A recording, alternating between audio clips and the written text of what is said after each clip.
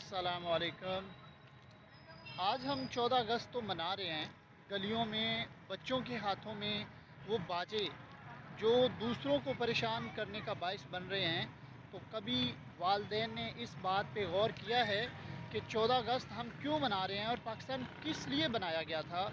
जिन्होंने पाकिस्तान बनाने के लिए अपनी जानों के नजराने दिए, वो माएँ, बहनें, बेटियाँ, बुज़ुर्ग, उनकी रूहों पे क्या बीती होगी जब गली में बच्चे शोर करते, बाजे बजाते। जबकि पाकिस्तान का मकसद ये नहीं था कि हम अपने बच्चों को बाजे लेकर देंगे और वो बाजे बजाएंगे।